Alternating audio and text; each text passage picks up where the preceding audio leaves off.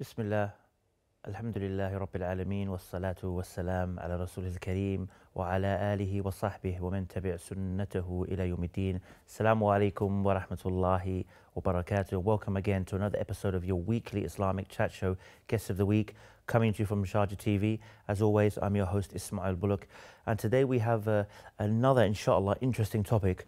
We want to talk about the ways of, you could say, protecting yourself or avoiding the anger and punishment of Allah. Because we know, of course, we always like to talk about how Allah is, of course, Allah is His mercy, as we're probably going to touch upon, way over exceeds His anger. But at the same time, we have to realize that if we make mistakes and we don't repent, we can be punished for those mistakes. So to discuss that with me, inshallah, again to the show is Ustad Abdurrahman Hassan. Assalamu alaikum.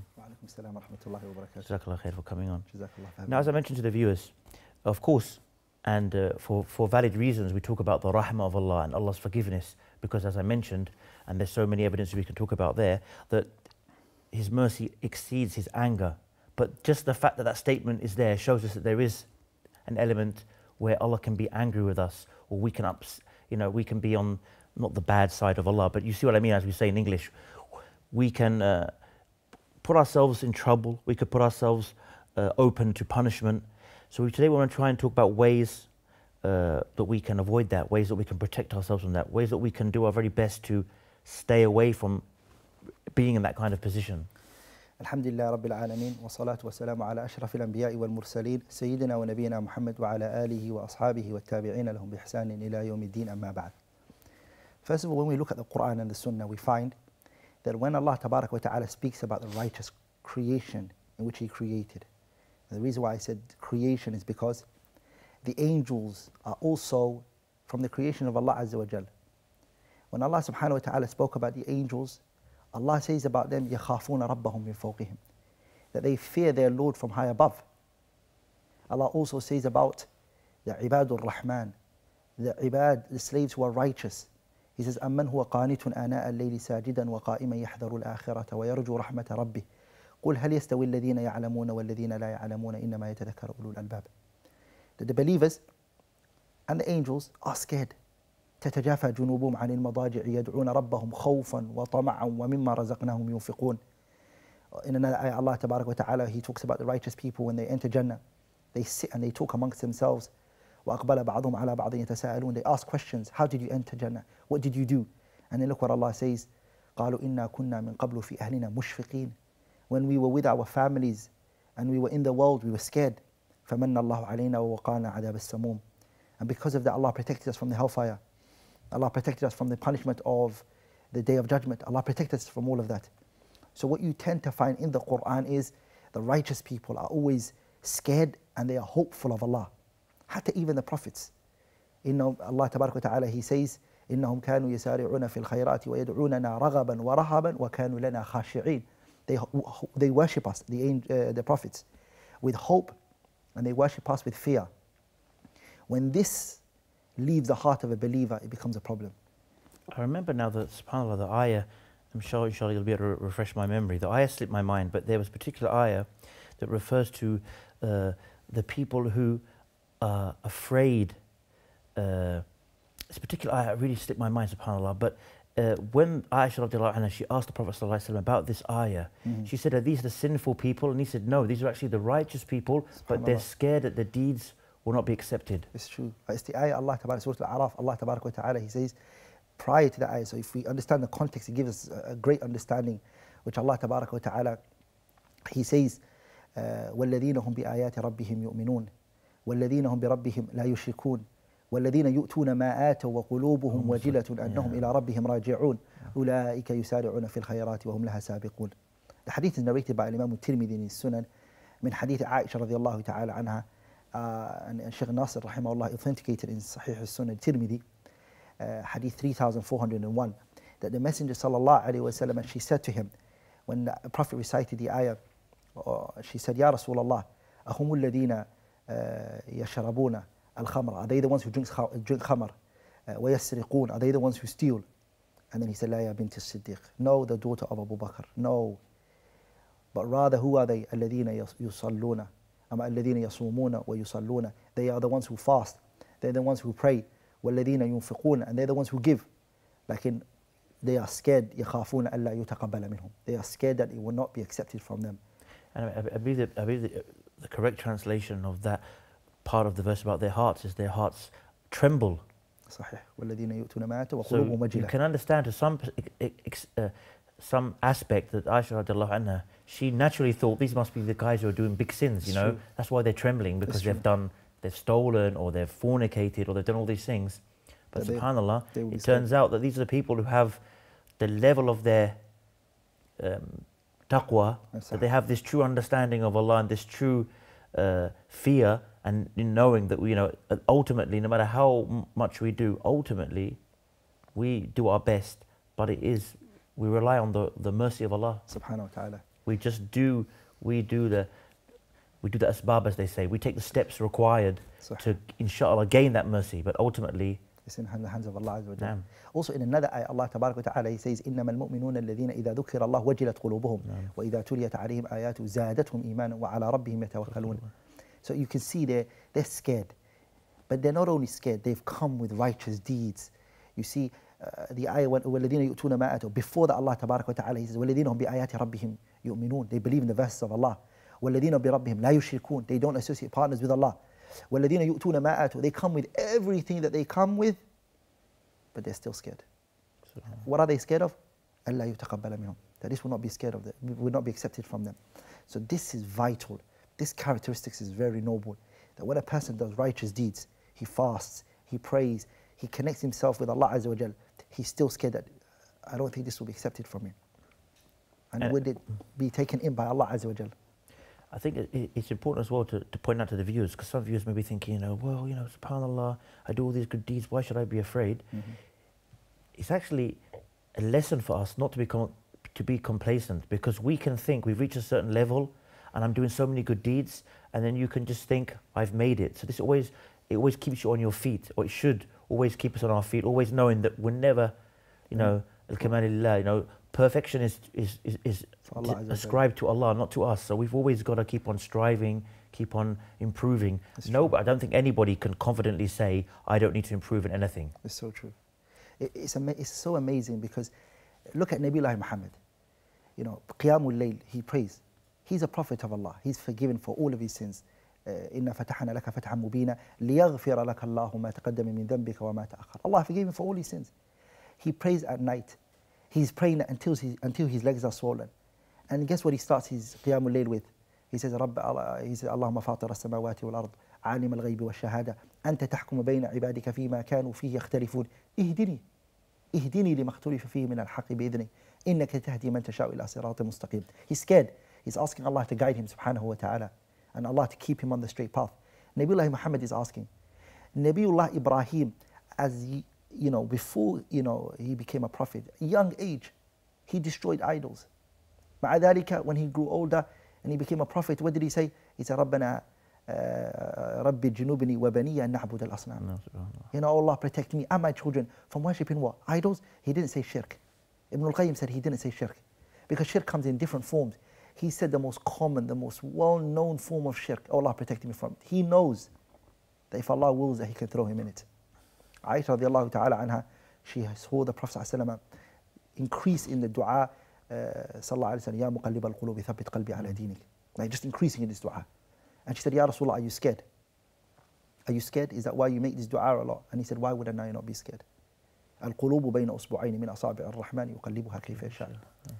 The fingers are between the two hearts of Allah. The hearts of the creation are between the two fingers of Allah Azza wa Jalla. يُقَلِّبُهَا كَيْفَ يَشَاءُ. Allah tosses and He turns it the way He wills, subhanahu wa ta'ala. So this characteristics of not feeling safe and secure from the punishment of Allah is something that one needs to see and work with. And you know why many people actually fall into this, in which they feel secure and they feel like, actually I'm not doing bad, is when Allah gives them the dunya. When Allah gives you the dunya and you're sinning, you actually think what you're doing is not wrong. Even though you're doing so many sins, you actually think what you're doing, there's nothing wrong with it. ولذلك الإمام أحمد narrated in his Musnad من حديث عقبة بن عامر رضي الله تعالى عنه, that the Prophet ﷺ, he said, إذا رأيت الله يعطي العبد من الدنيا على معاصيه. If you see Allah Tabarak wa Ta'ala giving a person his dunya whilst he is sinning, ما يحب, and he's giving that person what he loves, فاعلم أنه استدراج. Know that this person, Allah wants to grab him. سنستدرجهم من حيث لا يعلمون وأملي لهم إن كيدي متين. Allah is going to grab this person and he's going to destroy them. ولذلك when the Prophet said that sallallahu alayhi wa sallam, what did the Prophet recite? This ayah, فلما نسوا ما ذكروا به فتحنا عليهم أبواب كل شيء حتى إذا فرحوا بما أوتوا أخذناهم بغتة فإذا هم مبلسون. All of the doors were open for them. The whole dunya was given to them. And they were told to enjoy it. And guess what? They were sinning and they really didn't understand that what they were getting was the time for Allah Tabarak wa Ta'ala wanting to destroy them. Subhanahu wa Ta'ala. So this is where the believer, he worries. I'm sinning and I'm getting all of this. ولذلك, being given something in this dunya doesn't mean Allah loves you. When Allah gives you something in this dunya, it doesn't really mean He loves you. Because Allah gives this dunya to who He loves and Allah gives it to who He doesn't love. Allah gave it to Qarun. إن قارون كان من قوم موسى فبغى عليهم وآتيناه من الكنوز ما إن مفاتحه لتنوء بالعصبة أولو القوة. Allah gave it to Qarun. Allah gave it to وَاتْلُ عَلَيْهِمْ نَبَأَ الَّذِي آتَيْنَاهُ آيَاتِنَا فانسلخ منها فأتبعه الشيطان فكان من الغاوين ولو شئنا لرفعناه بها ولكنه أخلد إلى الأرض واتبع هواه فمثله كمثل الكلب إن تحمل عليه يلهث أو تتركه يلهث إلى آخر الآية. Allah gives the dunya to you. In another ayah Allah says ولولا أن يكون الناس أمة واحدة لجعلنا لمن يكفر بالرحمن لبيوتهم سقفا من فضة ومعارج عليها يظهرون ولبيوتهم أبوابا وسررا عليها يتكئون وزخرفا وإن كل ذلك لما متاع الحياة الدنيا. The akhirah is the one that when Allah gives you, He loves you. So just because Allah gave you something in this world, it doesn't mean what you're doing, the sins that you're doing, and the crimes that you're committing, that it's all right, there's nothing wrong with it. And don't feel secure and safe. This is reason why many people feel that way. And we know the reality is that, like you said, Allah gives wealth to whom He loves and whom He doesn't love, but whereas He only gives hidayah, guidance, to those who He loves. So this is the ultimate richness, this is the ultimate gift, this is the ultimate treasure, really. It's true. Not the money. I mean, even subhanAllah, I remember Umar radiallahu anhu, even as he was dying, after he'd been stabbed, he asked that they put his head on the floor. Yeah. On the floor, because he wanted to, he was worried, you could say scared, for lack of better words, and he wanted to leave this world in worship. So that kind of, again, shows us, if they were like this, then what should we be like? We should be more, we should on a daily basis, should be kind of reflecting upon that and trying to correct our ways. What's actually amazing is that in the tarjama of Umar radiallahu anhu, when he told them to put his face on the floor and not to refer to him as Amir al-Mu'mineen, the reason why he said that was because he felt that he didn't finish the Salatul Fajr that he was leading, because he got stricken whilst he was in the Salah by Abu Lu'lu al-Majusi, and so he never finished off the Salah. They say he was either reading Surah Yusuf or Surah Al-Ra'd when he got hit from the back. So he never finished the Salah. And he said, La hadda lil Islam. There's no place for a person, liman taraka salah. The one who left the prayer, there's no place for him in Islam. But he never left it intentionally. He got had no choice, but he still had that khashya and that fear. That kind of hirs, that kind of ijtihad and exactly, like the striving for the prayer, etc. It's so true. And that's the quality that I think many of us, especially nowadays, when we do little khair, we just do a little bit of good, automatically we think that we're qualified to feel that, mashallah, Allah has accepted it and Allah is happy with us and we're doing good. I'll just hold you on that point, inshallah, and we'll just take our first break. Join us, inshallah, after this short break.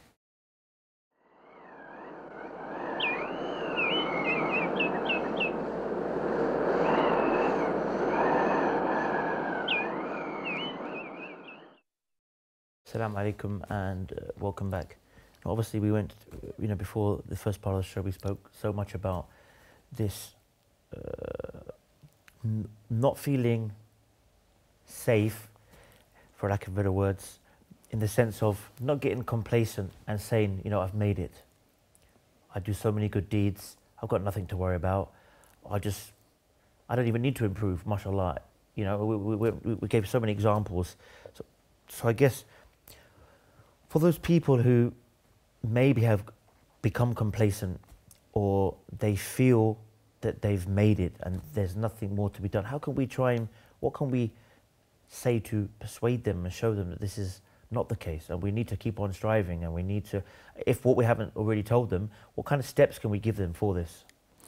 There's an ayah, Allah Tabarak wa Ta'ala, He says, وَلَوْ أَنَّ أَهْلَ الْقُرَى آمَنُوا وَاتَّقَوْا لَفَتَحْنَا عَلَيْهِمْ بَرَكَاتٍ مِنَ السَّمَاءِ وَالْأَرْضِ وَلَكِنْ كَذَّبُوا فَأَخَذْنَاهُمْ بِمَا كَانُوا يَكْسِبُونَ أَفَأَمِنَ أَهْلُ الْقُرَى أَنْ يَأْتِيَهُمْ بَأْسُنَا بَيَاتًا وَهُمْ نَائِمُونَ أَوْ أَمِنَ أَهْلُ الْقُرَى أَنْ يَأْتِيَهُم بَأْسُنَا ضُحًى وَهُمْ يَلْعَبُونَ أَفَأَمِنُوا مَكْرَ اللَّهِ فَلَا يَأْمَنُ مَكْرَ اللَّهِ إِلَّا الْقَوْمُ الْخَاسِرُونَ. In this ayah, Allah gives us the answer to that question of yours, which is وَلَوْ أَنَّ أَهْلَ الْقُرَى آمَنُوا وَاتَّقُوا. The person needs to come with two qualities: إِيمَانُ بِاللَّهِ عَزَّ وَجَلَّ, to really believe in Allah, ظاهرا وباطنا. And the person needs to take a taqwa, which is piety, that person needs to come with. الخوف من الجليل والعمل بالتنزيل والرضا بالقليل واستعداد ليوم الرحيل, as Ali ibn Abi Talib said. الخوف من الجليل, you need to fear Allah Tabarak wa Ta'ala.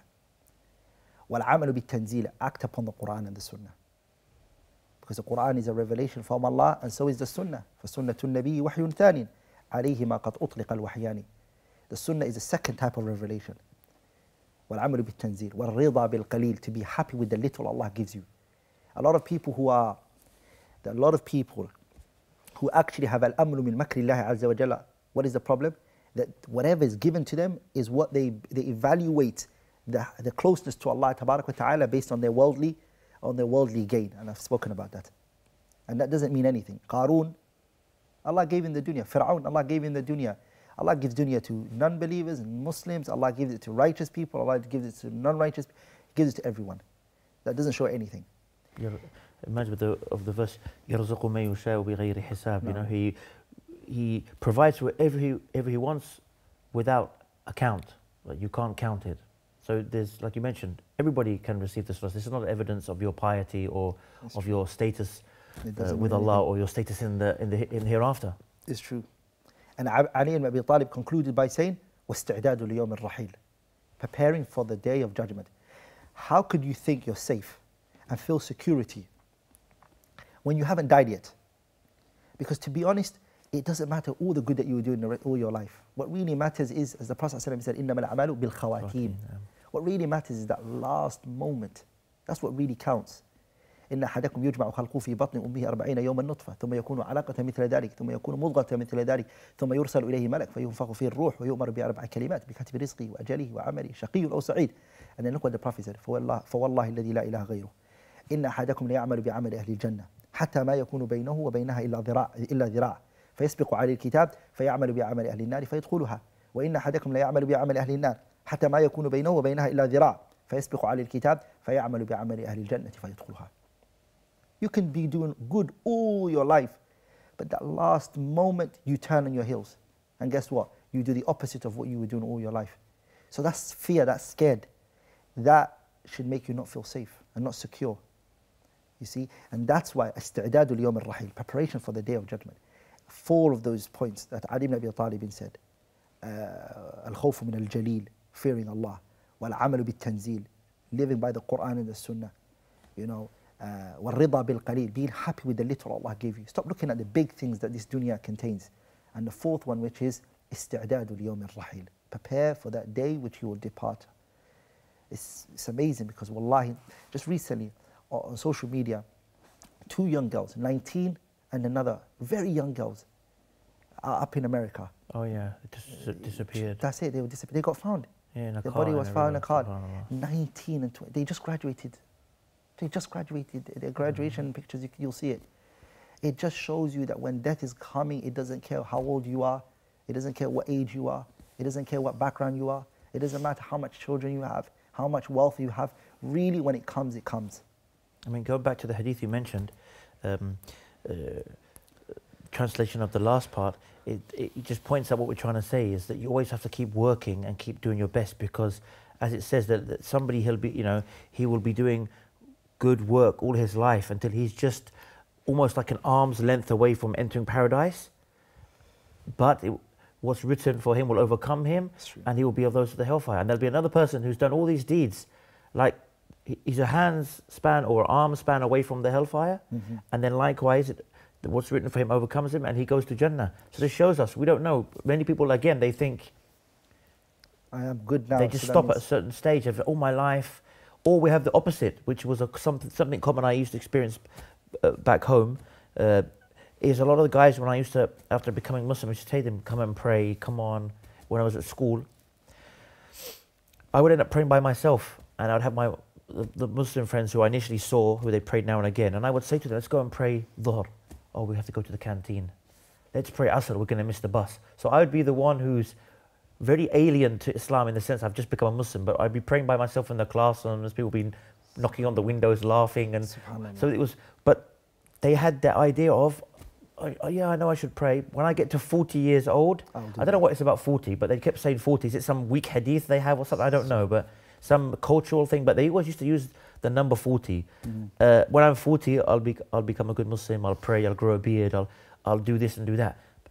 And who said you're going to live to 40? I remember around that same kind of time, he wasn't a Muslim, but one of our fellow students died in a car crash. Inna lillahi wa inna ilaihi raji'un. You know, and he was with us in the class every day, and he was gone. And this was around the same time that they're saying to me, when we're 40. So how do you know you'll even live that long? Subhanallah. Why take that risk? It's funny because I came across a beneficial point the other day, which is Allah Tabarak wa Ta'ala, He says, فَاسْتَقِمْ كَمَا أُمِرْتَ. Be steadfast the way you were commanded. To be steadfast is not how we determine what steadfastness is. Yeah. Allah tells us how to be steadfast, and when to be steadfast, and where to be steadfast, and what steadfastness means, and the reality of it. That's why you hear today many people who say, oh, leave me alone. Why are you all up in my business for? My heart is good.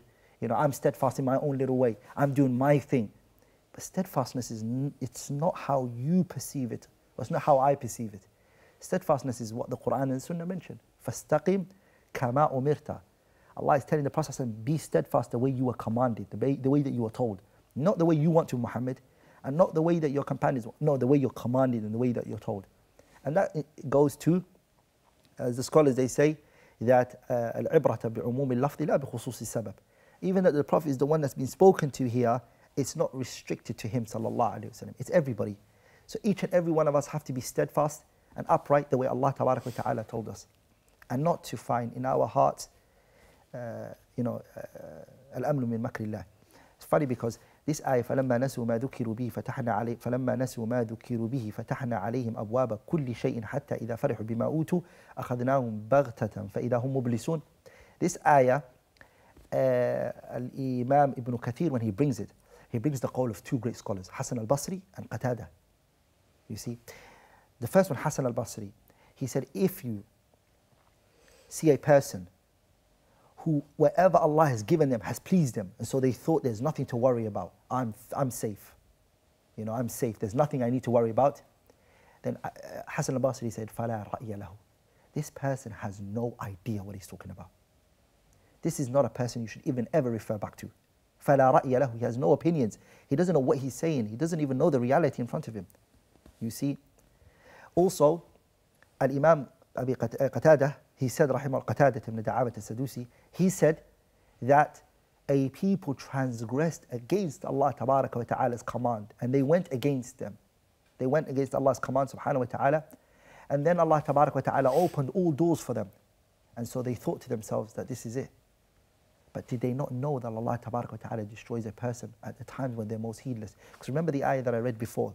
What did Allah Tabaraka wa Ta'ala, He say, أَفَأَمِنَ أَهْلُ الْقُرَىٰ أَنْ يَأْتِيَهُمْ بَيَاتًا وَهُمْ نَائِمُونَ أَفَأَمِنَ أَهْلُ الْقُرَىٰ أَنْ يَأْتِيَهُم أَوَأَمِنَ أَهْلُ الْقُرَىٰ أَنْ يَأْتِيَهُم بَأْسُنَا ضُحًّا وَهُمْ يَلْعَبُونَ.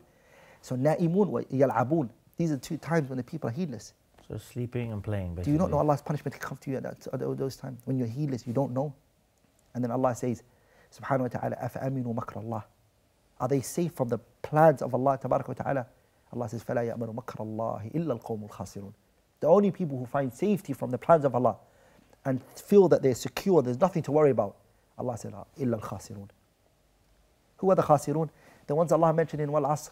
إِنَّ الْإِنسَانَ لَفِي خُسْرٍ that person is in a state of loss. There's nothing to wait for.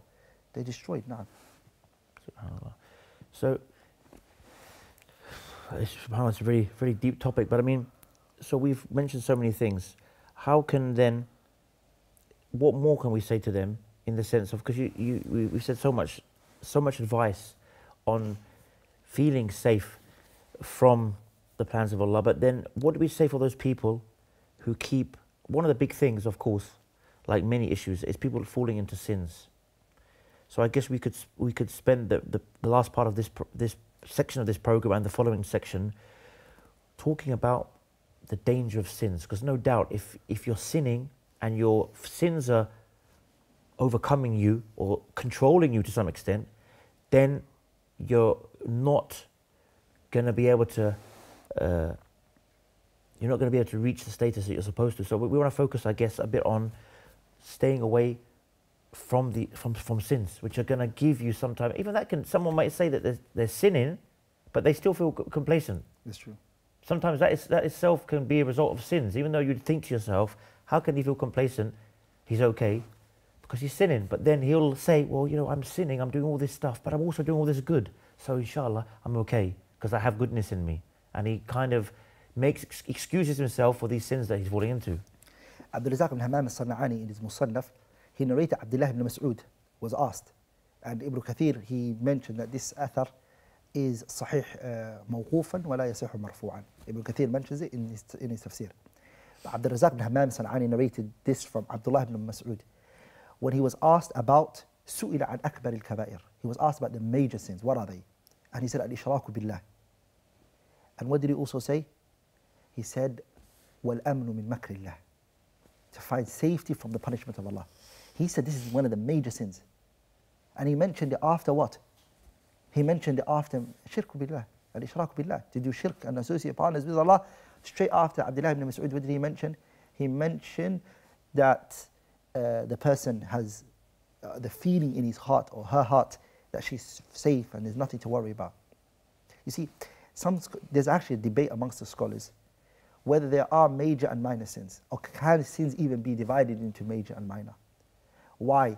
Because they said, لا تنظر إلى المعصية. Don't look at the sin. ولكن انظر إلى من عصيت. Look at who you're disobeying. Look at how, just put aside what you're doing, but look at who you're disrespecting, who you're going against.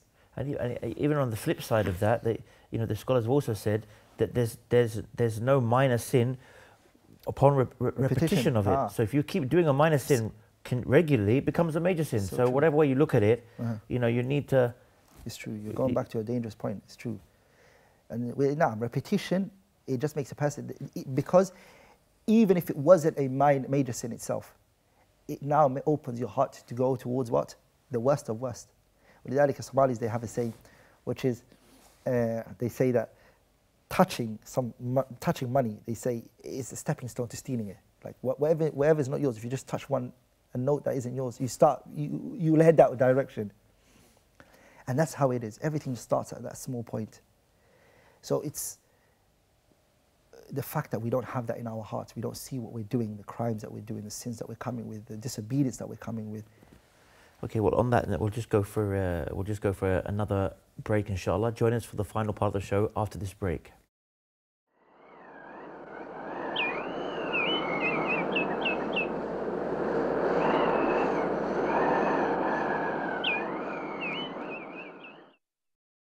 Assalamu alaikum and welcome back.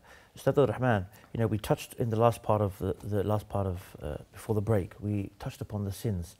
Now, what comes to mind is we know that the scholars say that we should worship Allah with fear, which hopefully we should have covered that in the first part.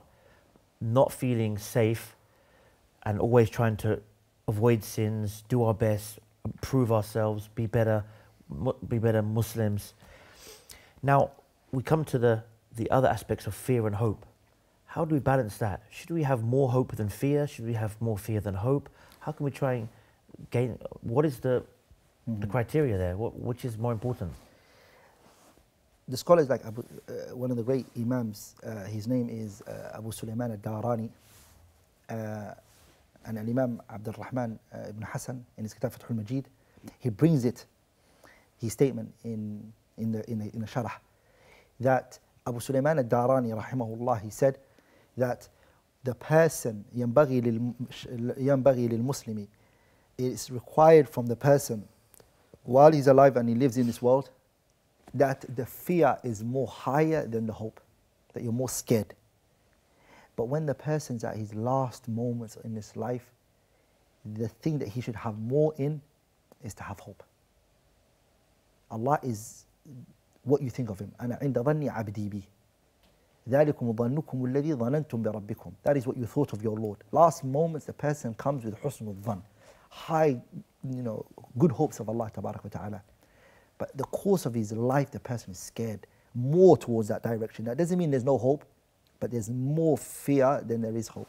Which makes complete sense, because if you had more hope, then you can quite easily fall short, because you've got so much hope that you don't act and do as much efforts and deeds as you would. But if you have the more fear, you're always, in theory, going to be on your toes and going to be trying to work towards what you need to work towards.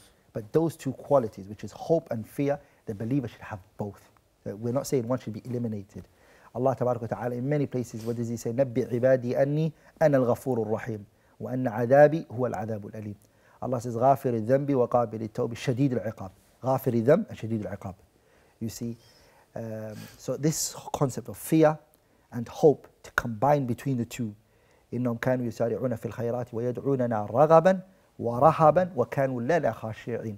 To have hope and to have fear is as Ibn al-Qayyim said, that it's a bird with two wings. A bird cannot fly with one wing. It needs two wings. And the flying, he said, it means that the person is going to Allah. The bird is flying to a direction, it wants to go somewhere. The believer who's flying to Allah, who's trying to get to Allah Azza wa Jalla, he needs those two wings to get to Him Subhanahu wa Ta'ala, which is hope and what? And fear. But whilst we're in this world, because there are so much things that make us have a lot of hope, then the person should have more fear. Lakin he did say, rahimahullah, in some situations, in some contexts, in some places, there are some people who fear is too much in their heart. When you do listen to them, you find that they've got so much fear with them. So what do? So what you do is you place in their heart hope, and you make sure that they don't give up. Allah Tabarak wa Ta'ala says, قُلْ يَا عِبَادِيَ الَّذِينَ أَسْرَفُوا عَلَى أَنفُسِهِمْ لَا تَقْنَطُوا مِنْ رَحْمَةِ اللَّهِ إِنَّ اللَّهَ يَغْفِرُ الذُّنُوبَ جَمِيعًا إِنَّهُ هُوَ الْغَفُورُ الرَّحِيمُ. Allah forgives all sins. Every mistake that you've ever come with, Allah will forgive you Subhanahu wa Ta'ala. Allah also says, إِنَّ اللَّهَ لَا يَغْفِرُ أَن يُشْرَكَ بِهِ وَيَغْفِرُ مَا دُونَ ذَلِكَ لِمَن يَشَاءُ. Now, these are things that should place hope in your heart. But also, remember, بَلَا مَنْ كَسَبَ سَيِّئَةً وَأَحَاطَتْ بِهِ خَطِيئَتُهُ فَأُولَٰئِكَ أَصْحَابُ النَّارِ هُمْ فِيهَا خَالِدُونَ. The person should be scared when he reads those kind of ayat. إِن تَجْتَنِبُوا كَبَائِرَ مَا تُنْهَوْنَ عَنْهُ نُكَفِّرْ عَنْكُمْ سَيِّئَاتِكُمْ. So the person is consistently on his toes, hope and fear, and he combines between the two. But if the person, one of those two isn't there, then the person will definitely come with either excessive hope, which is not praiseworthy, or the person will come with excessive fear, which is also not praiseworthy, where the person will give up in both situations. One, he would give up because he's too scared, and the other one, he's too hopeful, he will give up. He won't do what's required from him. And now when we look at the world that we're living in today, a lot of people actually have too much hope. The majority of people that you meet, they're lackadaisical. They don't care, they're relaxed, they believe there's nothing to really worry about. So they come with what is known as extreme negligence. They come with what? Extreme negligence. ولذلك Shaykh al-Islam Ibn Taymiyyah mentioned that the groups that went against Ahlul Sunnah are three groups he mentioned in the issue of hope and fear and love. These three. He said, for example, the Sufi, they went towards love. And he mentioned that the Khawarij went towards fear, and the Murji'ah went towards hope. And he said Ahlul Sunnah combined all three. What did they do? They combined between all three. They came with hope, they came with fear, and they also came with love. All three of them became present on them. Like in all the other groups, the Murji'ah, they only take the nusus, the texts that talk about hope. The Khawarij, they took the verses that talk about punishment and fear. And the Sufiya, they took the verses that speak about love. Whereas Ahlul Sunnah, what did they do? They took all of the verses that speak about all three of those components: fear, hope, and love. I mean, guess for the last 3 or 4 minutes, we can touch upon, because we obviously mentioned now that we've discussed the fear and the hope. What about the love? How can we build? I know that itself is an episode, but just a few tips in the last 3 or 4 minutes. How can we build this love for Allah? Since it's part of the discussion, we want to end on that note. Really, how can we build this love? Definitely, the first thing that a person can increase their love for someone is the knowledge and the understanding that they have of it. Knowing someone increases your love for them. The less that you know, the less love that you have for them. And definitely, the ones who love Allah Azza wa Jalla the most are those who know Allah the most, who studied Allah the most. I mean, think about it. When you didn't know about Allah Tabaraka wa Ta'ala, or you didn't have much knowledge of Him, your love and your desire for meeting and wanting to see Him was very less. And the more you learned about Him and the more you studied His names and attributes, the more your love increased. So وَلِذَلِكَ Ibn al-Qayyim says, the greatest thing that increases love in the hearts of the people towards Allah Azza wa Jalla is having to what? It's having to know His names and attributes. Studying His names. Each of Allah's names has a meaning in it. Allah's names are أعلام باعتبار دلالتها على الذات, and they are أوصاف باعتبار دلالتها على المعاني. Allah's names, they're not just mere names. They are names that have meaning in it. And each name has a meaning that comes out of it. Ar-Rahman, there's a characteristics in there. Sifatul Rahmah, mercy. Study that characteristics. Allah Tabarak wa Ta'ala has, Allah is His name. This name, Allah, has the characteristics of Ilah, Al-Ma'luh, Al-Ma'bud, the one that's worshipped. You study that. The more you study that, the more you realize that. ولذلك, I remember one time, I was going through the name Al-Ghalib. Al-Aziz. Al-Aziz. And when I went through Al-Aziz to some group of brothers, I said, you know what Al-Aziz means? Aziz means Al-Ghalibu fi amrihi. The one, when he wants something, it will happen the way he wants it and no one can stop it. And I remember when I explained that and I went into examples and I showed this name, Aziz, wherever it came in the Quran, in the context that it came in and what it meant when it came in the context of the Quran. I remember a lot of people, they said, just that alone itself increased my iman a lot. And subhanAllah, it made me realize that everything is in the hands of Allah Tabarak wa Ta'ala. And this is it, Al-Aziz. So the reality is the person, the more he studies the names of Allah and the more he learns about Allah Tabarak wa Ta'ala, the more he loves his creator, Allah Azza wa Jalla. What about from the aspects of, we obviously mentioned one of the ways to increase the love for Allah is the names and attributes, learning name and attributes, and learning about Allah. But what about, are there certain acts of worship? Are there certain practices that can also increase us in the love for Allah? Subhanahu wa ta'ala, na'am, suhbatul salihah, the righteous people that you're with, the people that you hang around with, definitely they can increase your love for Allah Tabarak wa Ta'ala. There are people when you go and you sit with them, they don't even need to say much. You just by being around them, sitting with them, wallahi, it will increase your love for Allah Subhanahu wa Ta'ala, and your iman will increase. You can see that your iman is grown just in that gathering. And this is something Allah Tabarak wa Ta'ala, He commanded His Prophet to do. وَاصْبِرْ نَفْسَكَ مَعَ الَّذِينَ يَدْعُونَ رَبَّهُم بِالْغَدَاةِ وَالْعَشِيِّ يُرِيدُونَ وَجْهَهُ. Be patient with these righteous people, Muhammad. Be with them. The third thing is to be in the gatherings of where knowledge and information, Islamic religion is being taught. This also increases your, just in that gathering where you see a lot of people studying and they're learning and the environment. ولذلك يحيى بن أبي كثير, when it came to the ayah وَاصْبِرْ نَفْسَكَ مَعَ الَّذِينَ يَدْعُونَ رَبَّهُم, he said it means the halaqat where fiqh is taught. The religion is being taught. That this is what is meant by يَدْعُونَ رَبَّهُم بِالْغَدَاةِ وَالْعَشِيِّ يُرِيدُونَ. So definitely seeking knowledge, being with righteous people, and definitely reading about the biography of the righteous, pious predecessors. Another thing that pops to mind, because we've still got about 3 or 4 minutes left, is that something that people either neglect or go in extremes or acts that don't confer or aren't from the teachings of the Prophet Muhammad upon him is to try and gain this love.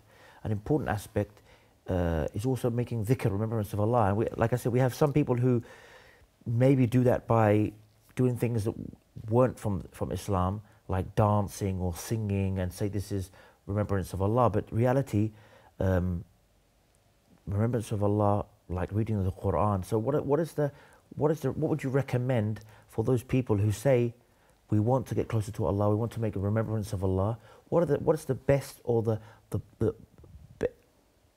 give them a few pointers, should I say, on the best ways, the correct ways to make remembrance of Allah, which then also should increase your love for Allah. Because if you're always remembering somebody, and to Allah is the best of examples, you will also gain some attachment to them. So this is also an important aspect. So what are the main steps that they should do, or how should they make this dhikr? I personally honestly believe, me especially, what I do is I read Abdurrahman Nasir Sa'di's tafsir. Every night I have it next to my bed. I try to take every night some portion out of it, something, page or two, 3 pages. And in months, you see us, 4 or 5 months, you finish the tafsir and you start again. Having knowledge of this Quran, it really bonds you with Allah Azza wa Jalla, and you realize your Creator.